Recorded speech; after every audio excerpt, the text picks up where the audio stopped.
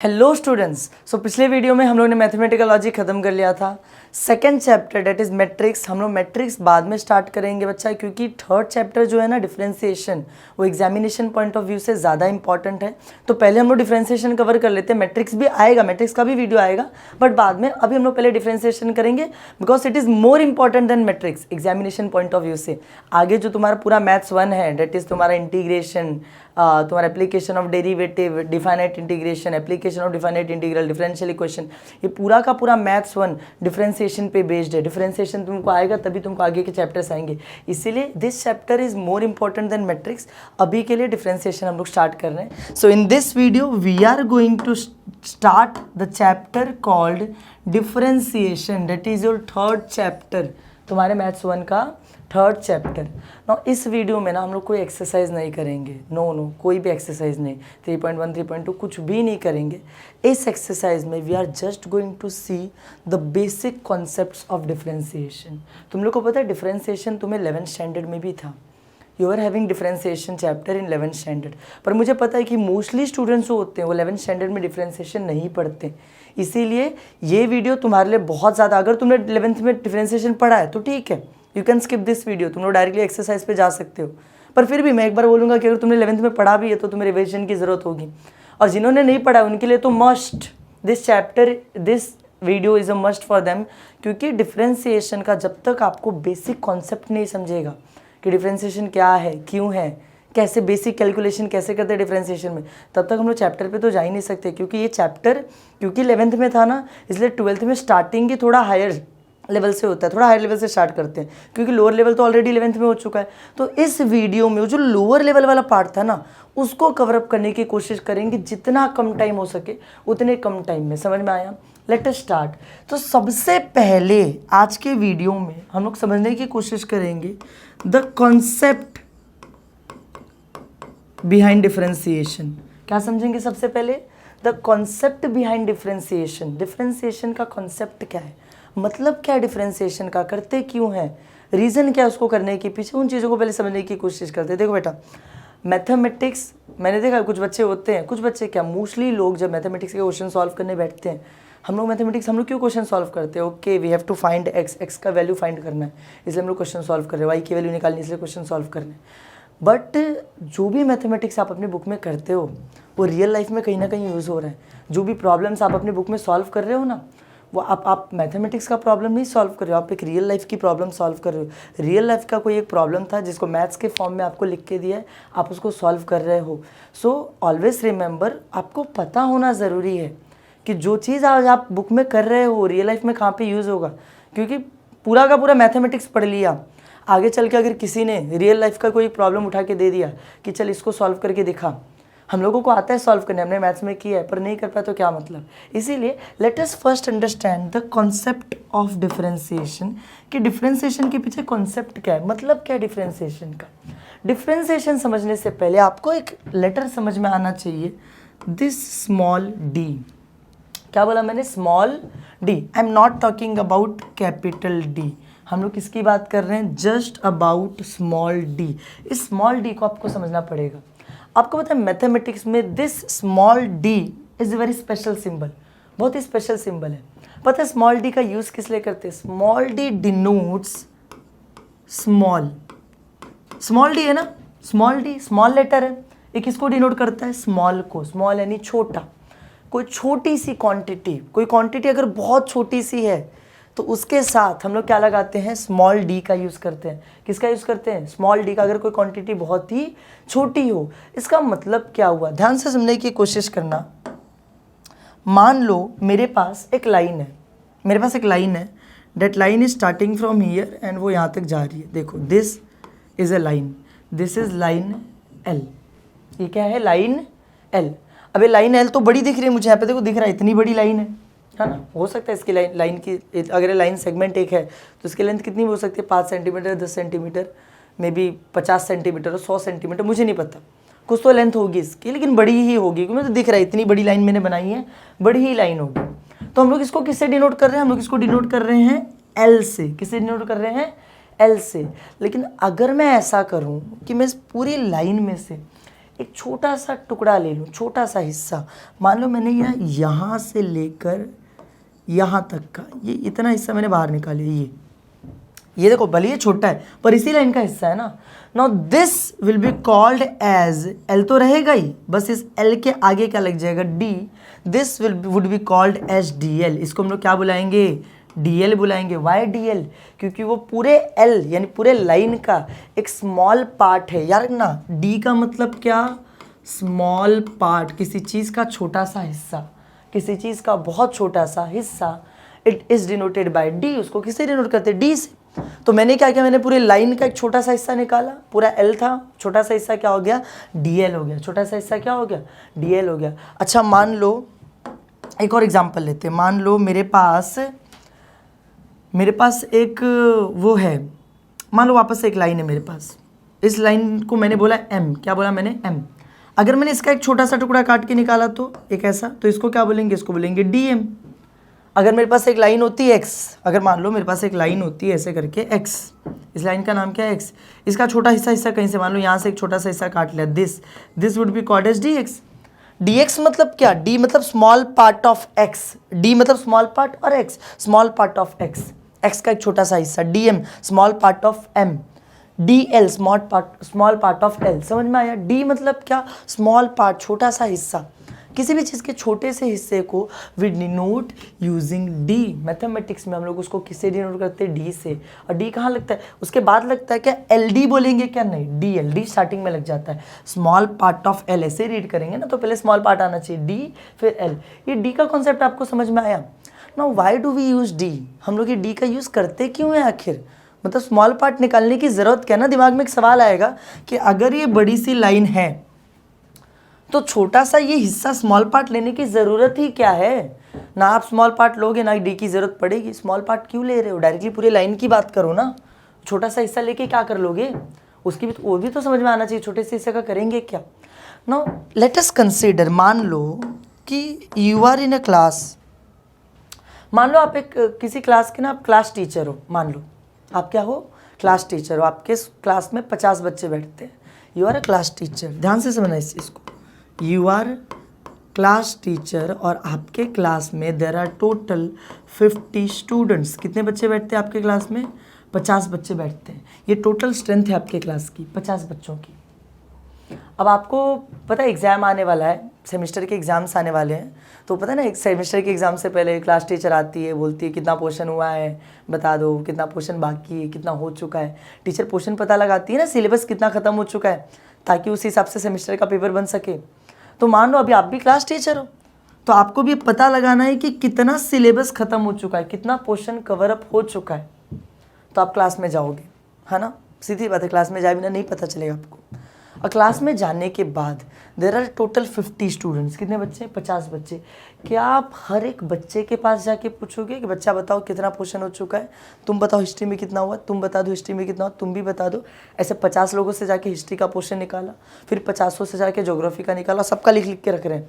ऐसे होता है क्या, no, this is not the way यार। ये ऐसा थोड़ी होगा।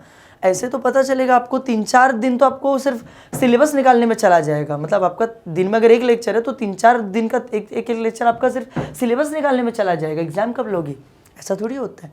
आप क्या करोगे, आप किसी भी एक बच्चे को पकड़ोगे और उस एक बच्चे से आप पूरा सिलेबस पूछ लोगे कि बच्चा बता हिस्ट्री में कितना हुआ है, इको में कितना हुआ है, ओसी में कितना हुआ है। आपने ऐसा क्यों किया, क्योंकि आपको पता था कि पूरी क्लास जो बताएगी कितना पोर्शन हुआ है, वो एक बच्चा भी सेम ही बताएगा, क्योंकि वो बच्चा भी उसी क्लास का हिस्सा है, वो बच्चा भी उसी क्लास का हिस्सा है। जो आंसर उस एक बच्चे से मिलेगा वही सेम आंसर अपने को 50 बच्चों से मिलेगा।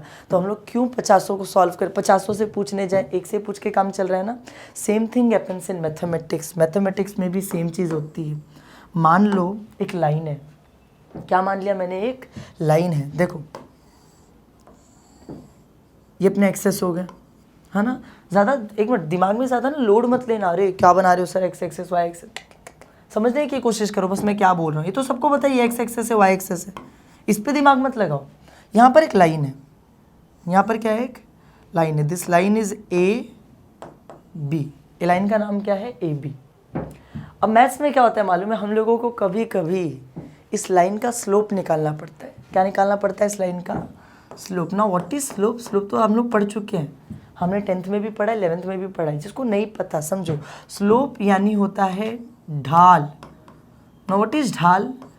कोई लाइन कितनी टेढ़ी है या फिर कितनी सीधी है वो पता चलता है स्लोप से। वो किसे पता चलता है? स्लोप से। अगर कोई लाइन एकदम ऐसे सीधी रहेगी ना तो उसका स्लोप 0 आता है, क्योंकि टेढ़ी है ही नहीं।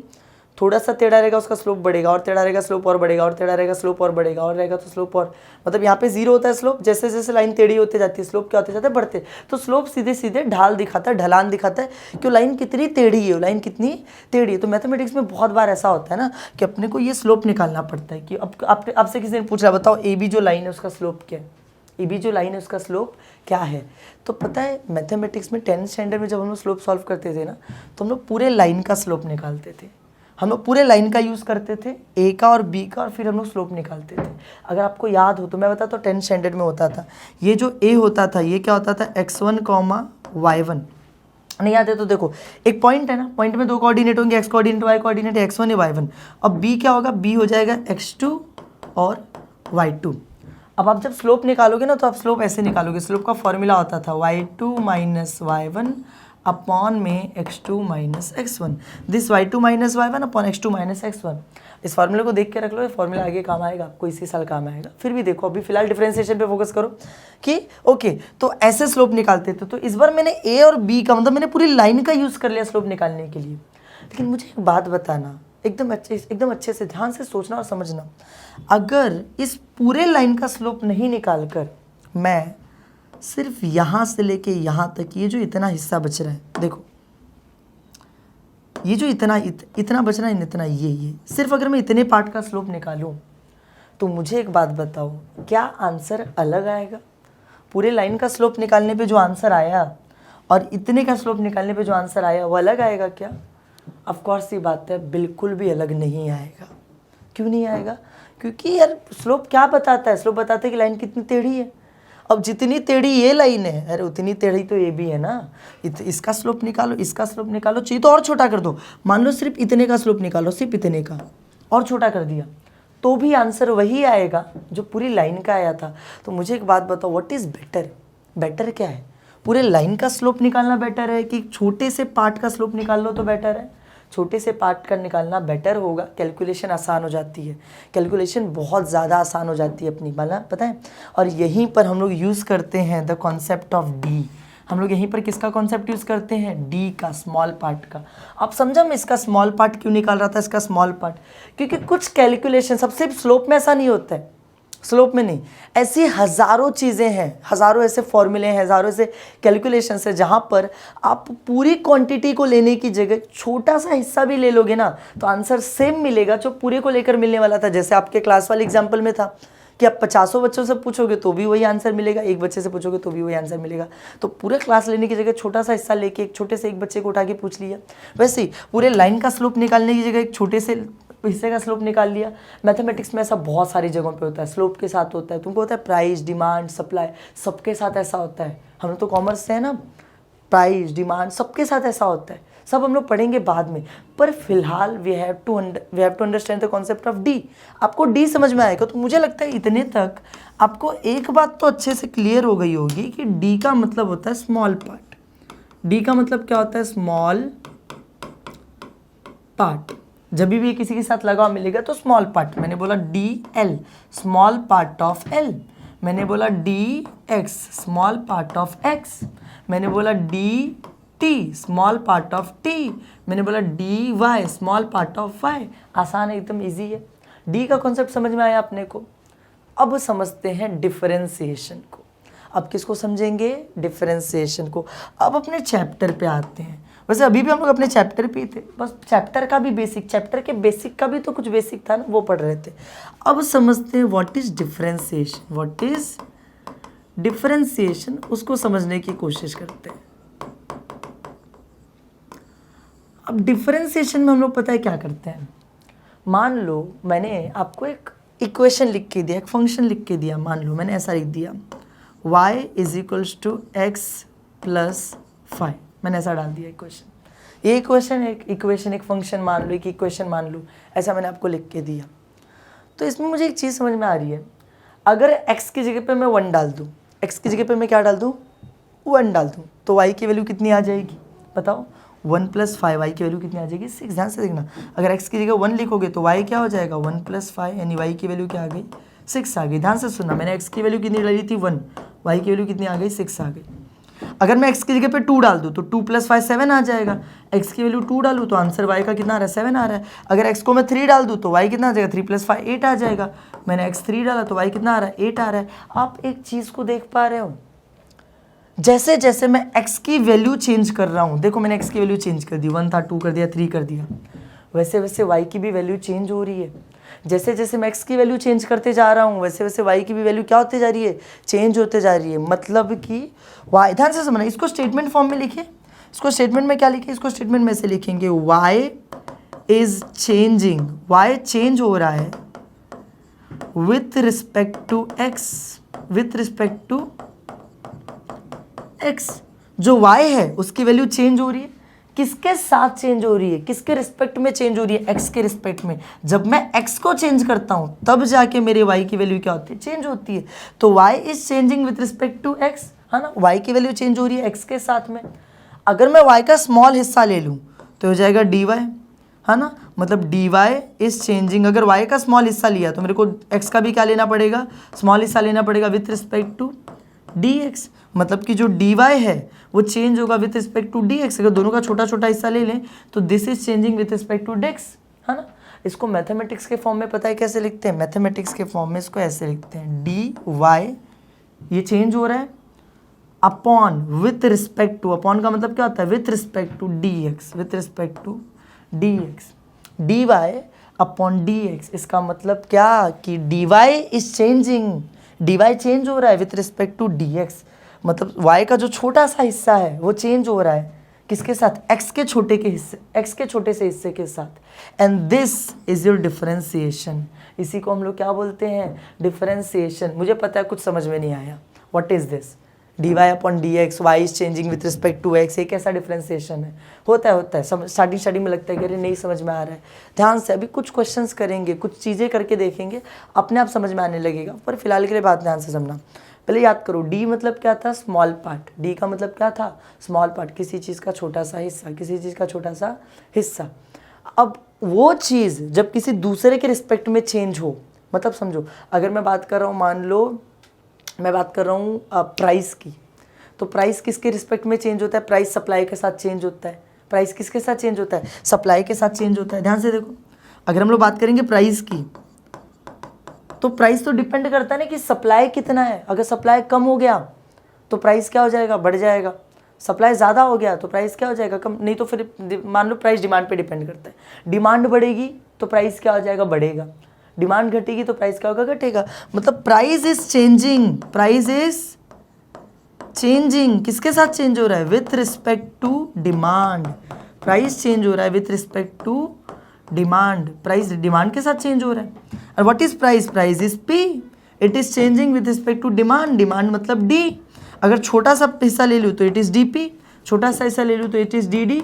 और हम लोग जब मैथमेटिक्स फॉर्म में लिखेंगे तो हम लोग ऐसे लिखेंगे, D P upon D D, price is changing with respect to demand, small part of price is changing with small part of demand. समझ में आया ऐसा कुछ, ये समझो पहले मैं क्या बता रहा हूँ ना। This is the whole concept of differentiation. हम लोग डिफरेंशिएशन में ये करते हैं, पता है डिफरेंशिएशन में किया क्या जाता है, डिफरेंशिएशन में ना ये जो dy अपॉन dx आया ना, इसकी वैल्यू फाइंड करते हैं। क्या फाइंड करते हैं, इसकी वैल्यू। और कैसे फाइंड किया जाए तो हम लोग बाद में देखेंगे, अभी करेंगे, फिलहाल समझ लो। इसकी वैल्यू फाइंड करने के लिए वी यूज डिफरेंशिएशन। अगर मुझे dp अपॉन dd की वैल्यू फाइंड करनी है, वी यूज डिफरेंशिएशन। और हम लोग आने वाले चैप्टर में ये सब कुछ करेंगे। अभी चलो अब स्टार्ट करते कि वैल्यू फाइंड कैसे करते हैं। बहुत हो गया, अच्छा ठीक है, बेसिक कॉन्सेप्ट अपने को जितना समझना था हम लोग समझ चुके। अब अपने को समझना है कि how do we find differentiation की वैल्यू। यानी अगर dy अपॉन dx निकालने को दे दिया तो कैसे निकालेंगे, dp अपॉन dd निकालने को दे दिया तो कैसे निकालेंगे, कुछ भी दे सकता है निकालने के लिए, तो कैसे फाइंड आउट करेंगे उसको समझने की कोशिश करते हैं। इन डिफरेंशिएशन जब हम बात करेंगे डिफरेंशिएशन की, तो वी हैव सम फॉर्मूला। अपने पास क्या है, कुछ फॉर्मूला है, कुछ बेसिक स्टैंडर्ड फॉर्मूले, जिन फॉर्मूलों को अपने को पढ़ना ज़रूरी है ताकि हम लोग डेरिवेटिव निकाल पाए, अपने डिफरेंशिएशन कर पाए, हम लोग डिफरेंशिएशन कर पाए, इसके लिए कुछ फॉर्मूला समझना अपने को क्या है, बहुत ज़्यादा ज़रूरी है। Let us talk about those formula first. आपके टेक्स्ट बुक में दिया है, पहले उन फॉर्मूला की बात करते हैं। देखो, हियर आर दोज फॉर्मूला, ये सारे अपने को फॉर्मूले दे रखे हैं, है ना। अब इन फॉर्मूले को पता है क्या करेंगे, एक एक क्वेश्चन लेंगे, हर एक फॉर्मूले का एप्लीकेशन देखेंगे कि कैसे हम लोग, देखो दो चीज़ समझ में आ जाएगा, क्वेश्चन सॉल्व करेंगे तो ये समझ आएगा क्वेश्चन कैसे सॉल्व होता है, और साथ ही साथ में हर क्वेश्चन में एक एक फॉर्मूले का यूज़ करेंगे तो फॉर्मूला कैसे अप्लाई हो रहा है वो भी समझ में आ जाएगा। बेटर, चलो ठीक है स्टार्ट करते हैं। लेट अस यहीं पर एक एक क्वेश्चन लेते हैं, सॉल्व करना स्टार्ट करते हैं। मान लो एग्जाम में अपने को क्वेश्चन दिया, देखो क्वेश्चन कैसे देता है। अब देखो क्वेश्चन कैसे देता है, कैसे लिखना रहता है, कैसे सॉल्व करना रहता है, कैसे फॉर्मूला अप्लाई करते हैं, सब कुछ यहाँ पर देखो। मान लो एग्जाम में क्वेश्चन दिया, ऐसा दिया,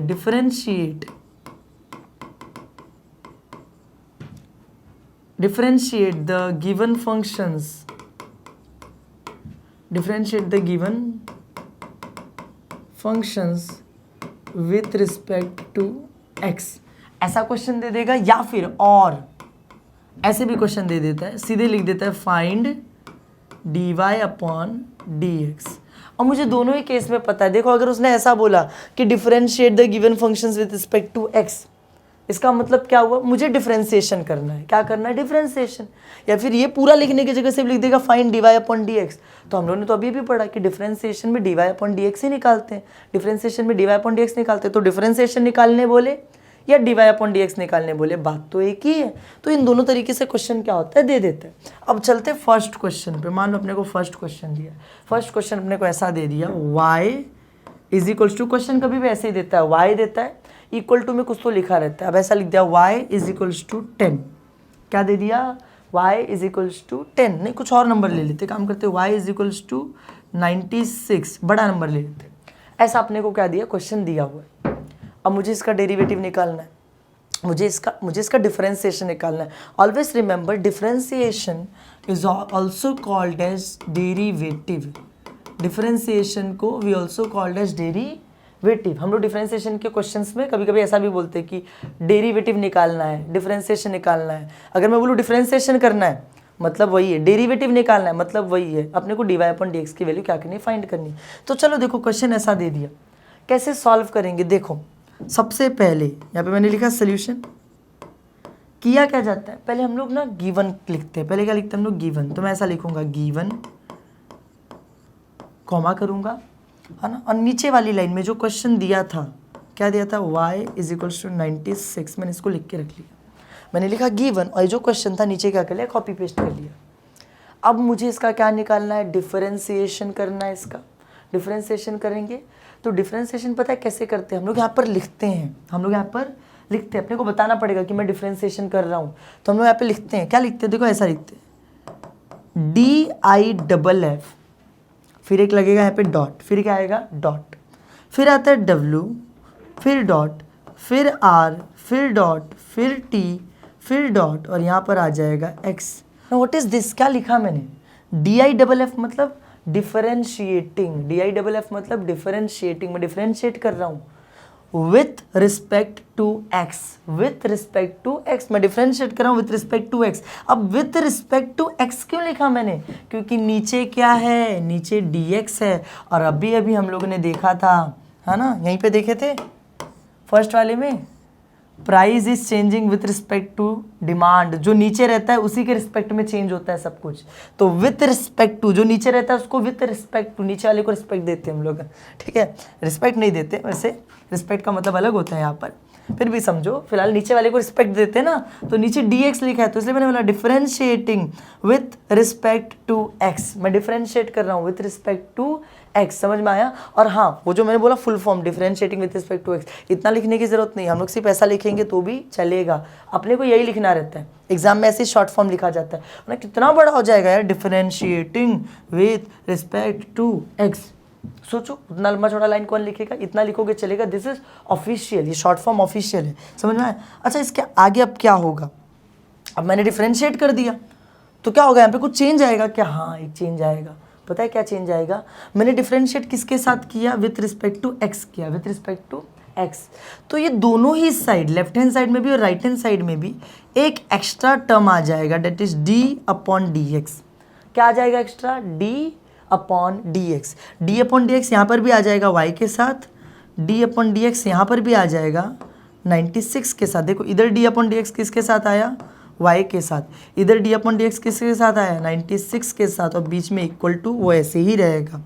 बीच में जो इक्वल टू है वो कैसे रहेगा, एज इट इज। बीच में इक्वल टू कैसा रहेगा, एज इट इज। यहाँ पर डी अपॉन, देखो डी अपॉन डी एक्स लग जाता है स्टार्टिंग में, तो y के भी स्टार्टिंग में डी अपॉन डी एक्स लग गया, 96 के भी स्टार्टिंग में डी अपॉन डी एक्स लग गया। और डी अपॉन डी एक्स पता है क्या है, डी अपॉन डी एक्स ये डिनोट कर रहा है कि अब हम लोग डिफरेंशिएशन कर रहे हैं। अब हम लोग क्या कर रहे हैं, डिफरेंशिएशन। पता तो चलना चाहिए कि डिफरेंशिएशन निकाल रहे हैं। जब देखो हम लोग क्वेश्चन सॉल्व करते हैं वो टेबल वेबल वाला, तो उसमें हम लोग लिखते हैं summation x I P I. ये समेशन क्या डिनोट करता है, समेशन यानी हम लोग सबको ऐड करने वाले हैं। समेशन डिनोट करता है कि हम लोग सबको क्या करने वाले हैं, ऐड करने वाले हैं। तो यहाँ पर डी अपॉन डी एक्स ये डिनोट करता है कि मैं उसका क्या लेने वाला हूँ, डेरिवेटिव, डिफरेंशिएशन करने वाला हूँ। समझ में आया। तो चलो ठीक है, इतना मैंने लिख दिया, ये स्टेप समझ में आया। इसके बाद क्या करेंगे, now what is D upon D X यानी डेरिवेटिव, डिफरेंशिएशन। डिफरेंशिएशन किसका, डिफरेंशिएशन y का डिफरेंशिएशन। y का डिफरेंशिएशन क्या आता है, y का differentiation nothing, same dy upon में dx। देखो कुछ नहीं किया, d upon D X as it is रहने दिया, y d के बाजू में था ना तो उसको d के बाजू में लिख दिया dy upon D x. y का कोई डिफरेंशिएशन नहीं आता, y का कोई डिफरेंशिएशन नहीं आता, उसका डिफरेंशिएशन हम लोग डायरेक्टली ऐसे लिखते हैं dy अपॉन डी एक्स। क्या लिखते हैं हम लोग, dy अपॉन डी एक्स। तो y का कोई डेरिवेटिव नहीं था तो मैं डायरेक्टली लिख दिया dy upon D x, dy upon में dx। ये चीज़ समझ में आई, हो गया। हर बार ऐसे ही हुआ, देखो कोई भी क्वेश्चन कर लो, पूरे डेरिवेटिव, पूरे डिफरेंशिएशन चैप्टर में कोई भी क्वेश्चन करो, हर बार यहाँ पर y रहेगा, हर बार तुम ऐसे गिवन लिखोगे, फिर लिखोगे differentiating with respect to x, यहाँ पर भी d अपॉन डी एक्स आ जाएगा, यहाँ पर भी d अपॉन डी एक्स आ जाएगा। और इधर क्या होगा, y का कोई डेरिवेटिव नहीं होता तो हम लोग डायरेक्टली लिख देते ऊपर dy नीचे dx, dy upon D x. समझ में आया। अच्छा राइट हैंड साइड में क्या करेंगे, यहाँ पर निकालना है डेरिवेटिव ऑफ 96, डिफरेंशिएशन ऑफ 96 को डिफरेंशिएट करना है, 96 का डेरिवेटिव निकालना है। अब वो कैसे करेंगे, उसके लिए अपने को कुछ तो आना चाहिए कि नहीं यार 96 का डेरिवेटिव क्या होता है। उसके लिए अपने को आने चाहिए फॉर्मूला, उसके लिए अपने को क्या आने चाहिए, फॉर्मूले आने चाहिए। Now what are the formula given to us. यहाँ पर देखो सबसे फर्स्ट फॉर्मूला देखते हैं, यहाँ पर देखते हैं सबसे first formula, this is our first formula. First फॉर्मूले में बोला है कि अगर कभी भी अपने को डेरिवेटिव निकालने बोला k का, what is k, any constant. Constant यानी समझते हो कोई भी नंबर, कोई भी नंबर 1 2 3 4 5 6 7 8 9 10 100 तक कुछ भी, है ना। और नंबर ज़रूरी नहीं, कांस्टेंट में k भी कांस्टेंट होता है ना। कुछ लेटर्स भी होते हैं जिनसे कांस्टेंट डिनोट करते हैं, k A B C, ये जो लेटर्स होते हैं K A B C, ये सब किसके लिए होते हैं, कांस्टेंट के लिए होते हैं। और कोई भी नंबर आ गया 1 2 3 4 5 6 7 8 9 10, कोई भी नंबर, वो सब क्या कहलाता है, कांस्टेंट। और यहाँ पे साफ साफ लिख के दिया है कि किसी भी कांस्टेंट का डेरिवेटिव इज 0, किसी भी कांस्टेंट का डेरिवेटिव इज 0। इसका मतलब कि ये जो 96 यहाँ पर आया, 96 एक कांस्टेंट है, इसका जब डेरिवेटिव निकालूंगा तो आंसर कितना आएगा, 0। आंसर कितना आएगा, 0। अच्छा ये डी अपॉन डी एक्स मैंने लिखा नहीं, पता है क्यों, क्योंकि मैंने फॉर्मूला अप्लाई कर दिया ना। एक बार फॉर्मूला जब अप्लाई कर देते हैं उसके बाद डी अपॉन डी एक्स नहीं लिखते हैं। डी अपॉन डी एक्स हम लोग कब लिखना स्टार्ट करते हैं, इस स्टेटमेंट के बाद। और कब हटा देते, जैसे ही फॉर्मूला अप्लाई करते हैं वैसे डी अपॉन डी एक्स को हम लोग क्या कर देते हैं, हटा देते हैं। 96 एक कांस्टेंट था तो 96 का derivative of 96 is 0 and this is our answer. यही अपना आंसर है। क्वेश्चन में क्या बोला था find D Y upon D X, आ गया ना, D Y upon D X की वैल्यू 0 है। समझ में आया, this was it, that's it, बस हो गया, ये हो गया।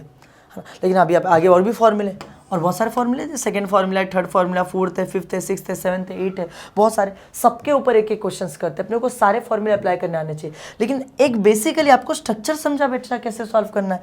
पहले जो भी क्वेश्चन दिया उसको गिवन लिखने का, फिर ये लाइन लिखने का, differentiating with respect to X, यहाँ पर भी डी अपॉन डी एक्स लग जाएगा, यहाँ पर भी डी अपॉन डी एक्स, इसका कोई डेरिवेटिव नहीं होता, directly D Y upon D X लिखते हैं। और यहाँ पर इसका जो डेरिवेटिव होता है वो फॉर्मूला अप्लाई करते हैं हम लोग यहाँ से।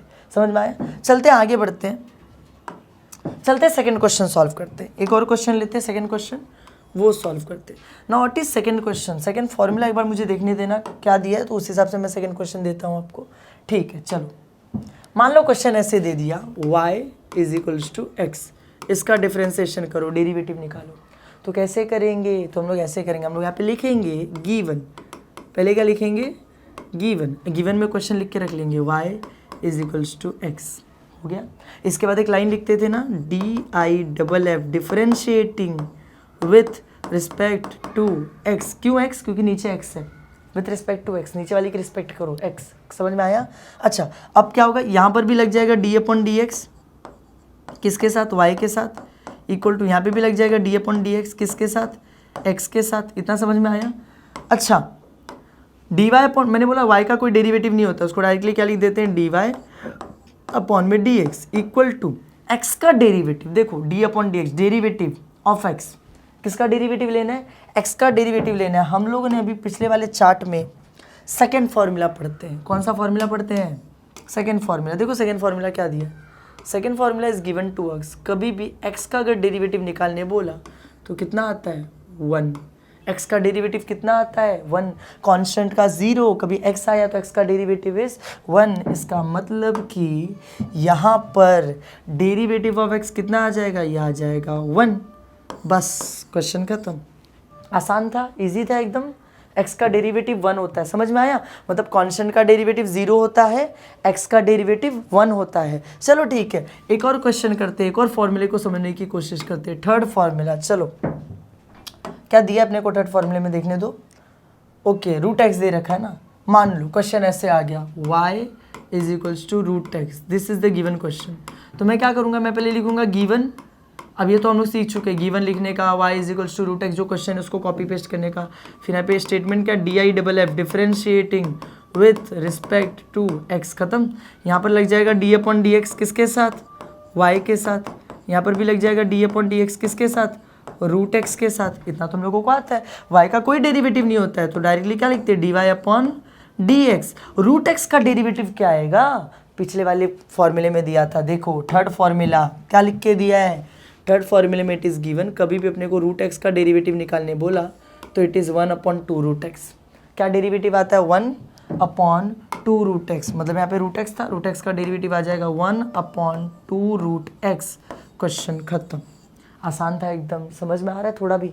अब धीरे धीरे समझ में आने लगा होगा। अच्छा, ऐसे करना है, ऐसे लिखना होता है, ये स्टेटमेंट डालते हैं, ऐसे डिनोट करते हैं डेरिवेटिव का सिंबल, फिर ऐसे फॉर्मूला अप्लाई करते हैं। समझ में आया? चलो ठीक है, आगे करते हैं, एक और क्वेश्चन कर लेते हैं। सारे फॉर्मूला पे एक एक क्वेश्चन हम लोग क्या कर लेते हैं, सॉल्व कर लेते हैं। ओके, अच्छा वो कौन सा दिया था, ये कौन सा था? क्वेश्चन नंबर थर्ड कर लेते हैं ना, फोर्थ। चलो फोर्थ करते हैं, फोर्थ को सॉल्व करते हैं। मान लो फोर्थ में दिया y इज इक्वल्स टू, देखने तो जरा फॉर्मूला क्या दिया है। Okay, it is 1/x। मान लो ऐसा ही दे दिया अपने को, क्वेश्चन में दे दिया y is equals to 1/x और बोला इसका डेरिवेटिव निकालो। मैंने बताया ना तुम लोगों को, पहले क्या लिखोगे, गिवन क्या है, y is equals to 1/x। इतना तो हम लोगों ने सीख ही लिया है कि पहले गिवन लिखने का, जो क्वेश्चन दिया उसको लिख लेने का। उसके बाद क्या करने का, DIFF differentiating with respect to x। तो ये यहाँ पे भी लग जाएगा d/dx, किसके साथ लग जाएगा, y के साथ। यहाँ पर भी लग जाएगा d/dx, ये किसके साथ लग जाएगा, 1/x के साथ, है ना। अच्छा, y का तो कोई डेरिवेटिव नहीं होता है, तो ये क्या हो जाएगा, dy/dx। क्या हो जाएगा, dy/dx। 1/x का क्या डेरिवेटिव है? 1/x का भी कोई डेरिवेटिव होता है क्या? अच्छा, ऐसा करेंगे क्या, ऊपर 1 है तो 1 ही रहने देंगे, नीचे x है तो x का नहीं, ऊपर 1 है, 1 कॉन्स्टेंट है, तो कॉन्स्टेंट का डेरिवेटिव हम लोगों ने पढ़ा 0, तो वहाँ पे 0 लिख देंगे। नीचे x है, x का डेरिवेटिव हम लोगों ने अभी पढ़ा था 1, तो ऊपर लिख देंगे 0, नीचे लिख देंगे 1। ऐसा नहीं, ऐसा नहीं होता है। 1/x का भी डेरिवेटिव अपने पास है। 1/x का डेरिवेटिव क्या है अपने पास, 1/x का डेरिवेटिव इज, देखो चौथे फॉर्मूले में दिया है, 1/x का डेरिवेटिव इज -1/x²। क्या डेरिवेटिव है, -1/x²। तो मैं क्या करूँगा, मैं यहाँ पर लिखूँगा 1/x का डेरिवेटिव -1/x²। समझ में आया? इजी एकदम। चलो ठीक है, ये फोर्थ हो गया। एक और क्वेश्चन करते हैं, फिफ्थ। ऐसे टोटल मिला के 8 क्वेश्चन हम लोग फटाफट कर लेंगे। वैसे 8 क्वेश्चन करने की ज़रूरत है क्या? अब मेरे ख्याल से तुम लोग समझ गए रहोगे ना कि क्या होगा। नहीं कर रहे थे। चलो अगला क्वेश्चन करते हैं। मान लो क्वेश्चन ऐसा दिया, y is equal to x के पावर में दे दिया 11। क्या दे दिया, y is equal to x के पावर में 11 और इसका डेरिवेटिव निकालने बोला। तो मैं पहले क्या करूँगा, मैं लिखूँगा गिवन ना। गिवन के बाद क्या, इस क्वेश्चन को कॉपी पेस्ट कर लूँगा, y is equals to x के पावर में 11। मैंने क्वेश्चन कॉपी पेस्ट कर लिया। फिर क्या करते हैं, फिर लिखते हैं ना, differentiating with respect to x। यहाँ पर भी लग जाता है d/dx, किसके साथ, y के साथ, यहाँ पर भी लग जाता है d/dx, किसके साथ, x के पावर में 11 के साथ। अब इसका डेरिवेटिव कैसे लेंगे, इसका तो कोई डेरिवेटिव नहीं है, तो आ जाएगा dy/dx। How do we find out the derivative of x to the power 11? इसके लिए अपने पास अगला फॉर्मूला है। देखो अगला फॉर्मूला क्या है, फॉर्मूला नंबर 5, फॉर्मूला नंबर 5 क्या दिया है, x के पावर में n, क्या दिया है, x के पावर में n। मतलब ये फॉर्मूला तब यूज़ होगा जब कभी x के पावर में हम लोगों को कोई नंबर देखने मिलेगा, मतलब x के पावर में 2, x के पावर में 3, x के पावर में 4, x के पावर में 10, 11, 12, 100, 200, 500, कुछ भी दिख जाए, x के पावर में दिखना चाहिए। तो फॉर्मूला क्या है, देखो दिस इज द फॉर्मूला। इस फॉर्मूला को जरा ध्यान से देखना, क्या लिखा है उसने, n, और फिर लगाया डॉट, डॉट यानी इंटू, n डॉट मतलब कि क्या, पावर में जो n था उसको उसने इंटू में ले लिया, उसको उसने x ने ले लिया इंटू में। मतलब पावर में अगर 4 था तो 4 इंटू, पावर में अगर 5 था x टू द पावर 5 तो 5 इंटू, पावर में अगर 10 था x टू द पावर 10 तो 10 इंटू, और फिर इंटू के बाद क्या लिखते, फिर से x लिखते हैं, और इस बार पावर में n-1, n-1 मतलब क्या, पावर में एक कम कर देना है। पावर अगर 5 तो 5-1 4, पावर अगर 10 है तो 10-1 9, पावर अगर 20 है तो 20-1 19। समझ रहे हो, नहीं समझ में आ रहा है, देखो अप्लाई करके देखते हैं, ज़्यादा बेटर समझ में आएगा, मज़ेदार फॉर्मूला है। देखो पता है क्या होता है, पावर में 11 है ना, तो हम लोग 11 इंटू, हम लोग क्या लिखते हैं, 11 इंटू, मतलब जो ऊपर नंबर रहता है पावर में उसको बाजू में ले लेते हैं, उसको किधर ले लेते हैं, बाजू में, इंटू में, तो 11 इंटू, और फिर हम लोग लिखते हैं x। इस बार पावर में 11 नहीं लिखेंगे, 11 में से -1 कर देंगे तो हो जाएगा 10। क्या हो जाएगा, 10। हो गया, आंसर आ गया, खत्म। नहीं समझ में आया, चलो एक और करते हैं, सेम एग्जाम्पल लेते हैं। मान लो ऐसा दे दिया y is equals to x to the power 25, ऐसा दे दिया, तो मैं क्या करूँगा, differentiating with respect to x, इधर भी लग जाएगा d/dx किसके साथ, y के साथ, इधर भी लग जाएगा d/dx किसके साथ, x टू द पावर 25 के साथ। होगा क्या, यहाँ पर देखो y का डेरिवेटिव तो कुछ नहीं होता, dy/dx ही लिखते हैं। यहाँ पर देखो x के पावर में n, मैंने कहा n बाजू में आ जाएगा, मतलब 25 डॉट, फिर x के पावर में -1 हो जाता है, मतलब 25 था ना, 25 - 1 24, आ गया आंसर। आसान है, समझ में आया। सो अगर कभी भी x के पावर में तुमको कुछ दिखे तो तुम लोग ये वाला यूज़ करोगे। कौन सा वाला फॉर्मूला, 5वां वाला फॉर्मूला जो यहाँ पर दिया है x to the power n का। ना लेट अस सी, अगला वाला क्वेश्चन करते हैं। मान लो क्वेश्चन ऐसे दे दिया, चलो स्टार्ट करते हैं। कितना क्वेश्चन किया हमने, चलो 6 क्वेश्चन।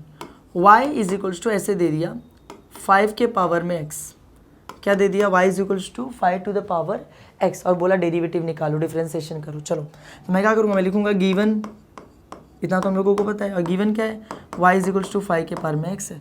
फिर हम लोग इसको क्या लिखते हैं, differentiating with respect to x। यहाँ पर भी d/dx लग जाएगा, किसके साथ, y के साथ। यहाँ पर भी d/dx लग जाएगा, किसके साथ, 5 टू द पावर x के साथ, है ना। अब आगे करेंगे क्या, इसका तो कोई डेरिवेटिव नहीं है, तो इट वुड बी dy/dx, ये हो जाएगा dy/dx। इधर क्या होगा, 5 टू द पावर x है, ऐसा कोई फॉर्मूला पढ़े थे क्या, हाँ ऐसा करोगे क्या, 5 का डेरिवेटिव 0 क्योंकि 5 कांस्टेंट है, फिर x का डेरिवेटिव 1, अभी भी पढ़े थे, ऐसा बिल्कुल नहीं होता है। 5 टू द पावर x, इसको पता है हम लोग बोलते क्या है, 5 एक नंबर है ना, नंबर को डिनोट कर लो, मान लो a से, नंबर को किससे डिनोट कर लो, a से, पावर में x है, a to the power x, इसके डेरिवेटिव का फॉर्मूला अपने को पता है, a to the power x। यहाँ पर देखो question, formula number 6, a to the power x, a यानी कोई भी नंबर, a यानी कोई भी नंबर, उसके पावर में अगर x दिया है तो उसका डेरिवेटिव आता है ax इंटू लॉग a। क्या डेरिवेटिव आता है, ax इंटू लॉग a, मतलब किसी भी नंबर के पावर में अगर x दिया है तो वही नंबर के पावर में x, मतलब ax का ax सेम आ जाएगा, इंटू एक एक्स्ट्रा आ जाएगा log a। क्या एक्स्ट्रा आ जाएगा, log a।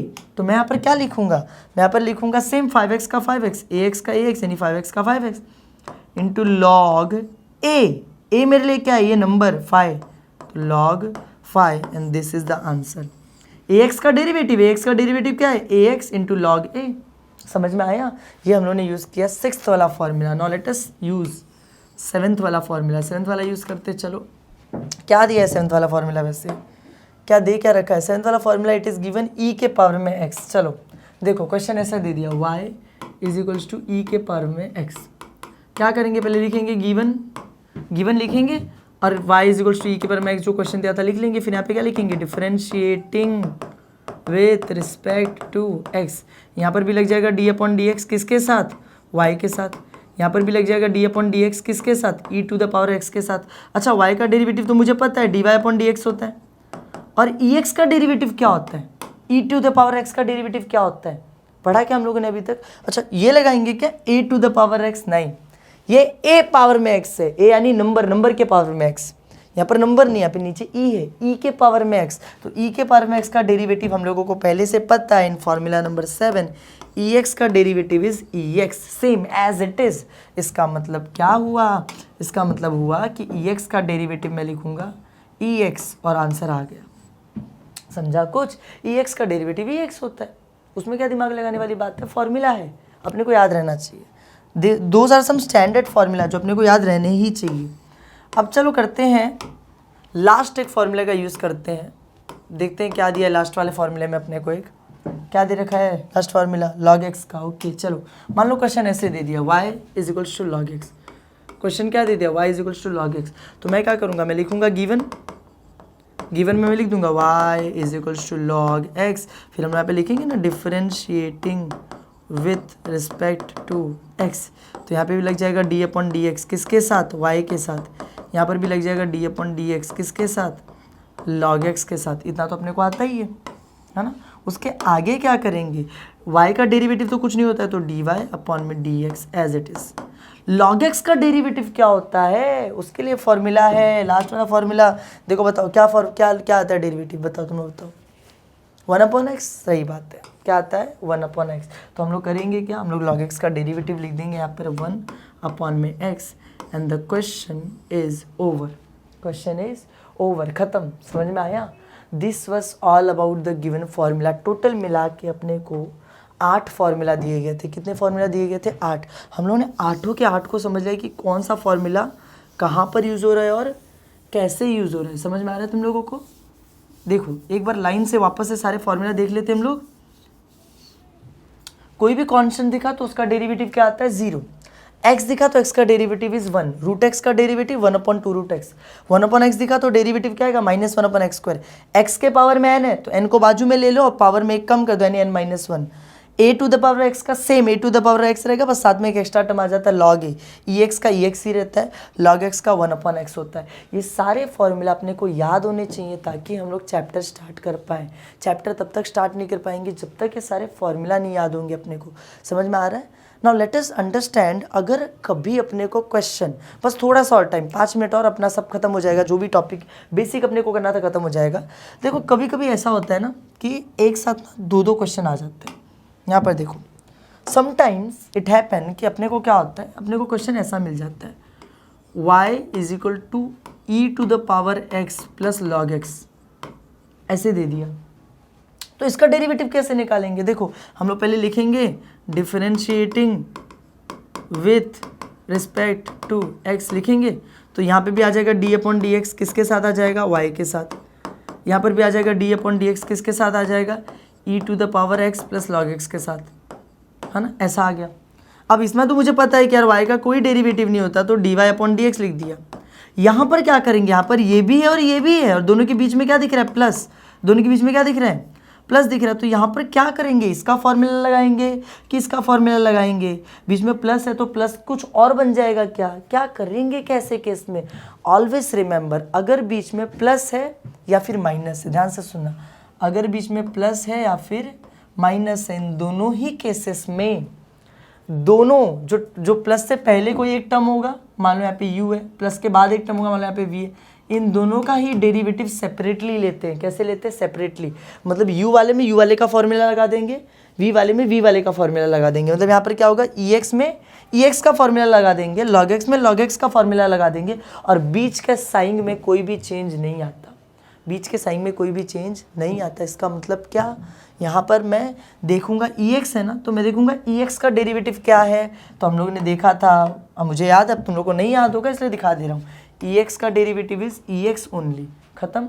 तो मैं क्या करूँगा, यहाँ पर ex की जगह पर ये जो ई एक्स था, ई एक्स की जगह पर उसका डेरिवेटिव लिख दूंगा, डेट इज ई एक्स। ये जो लॉग एक्स है, लॉग एक्स का डेरिवेटिव मैं चेक करूंगा, मुझे याद है, तुम्हें मे भी नहीं याद हो। लॉग एक्स का डेरिवेटिव क्या था, 1/x था। तो मैं क्या करूंगा, यहाँ पर जहाँ पे log x लिखा हुआ है, यहाँ पर मैं यहाँ पे क्या लिख दूंगा, 1/x। इन दोनों के बीच में क्या था, प्लस था ना, तो वो एज इट इज रहेगा, बस क्वेश्चन खत्म। d/dx कहाँ गया, मैंने बोला था डेरिवेटिव का फॉर्मूला लगाने के बाद d/dx नहीं लिखते, है ना। तो को हुआ क्या, ये दोनों टर्म साथ में दिए थे, तो मैंने क्या किया, इसका भी डेरिवेटिव लिया, इसका भी डेरिवेटिव लिया सेपरेटली। इसका डेरिवेटिव जो होता था वो लिया, इसका भी डेरिवेटिव जो होता था वो लिया।